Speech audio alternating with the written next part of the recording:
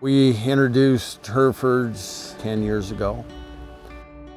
I started buying some Hereford bulls, and year before last our calves were weaning around 690, average calf 634.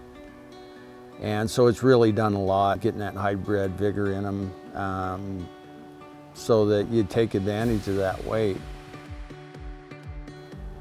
I've always believed in crossbreeding your cattle. We really needed to moderate the cows that we had and change the type and increase the capacity. The capacity of those cows, having the back fat on them, you know, but still the maternal and the fertility in them is very important. You know, we need every advantage we can get.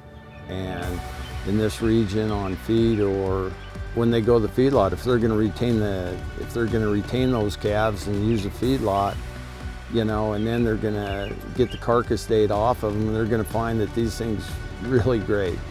Adding value right off the bat by your crossbred calves, and those crossbred calves are going to be bigger and thicker and, you know, way more. And so it's, if you're going to run them, you just well take advantage of it. In a rough environment like this and harsh environment with severe winters, and whether it's a drought or whatever you're facing, you know, you've got to have that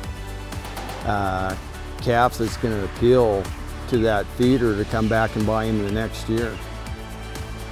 So our bulls run, you know, on a desert allotment, which is a lot of lava rock, and it's rocky and it's sagebrush and it's rattlesnakes, and it gets very dry.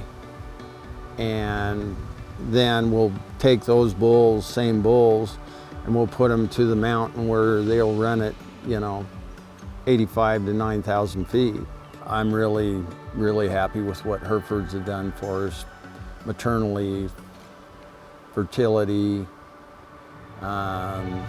running in rough country. You know, they've got cows out on the desert that are do great out there. So our bulls really stay sound, even running in really rough conditions. This isn't a pasture setting, it's a range condition, and it's rough range. And our bulls have always held up. Their feet and structure have been good. You know, no complaints. I love the disposition of my cows, but yet they're not pets. So they're range cows.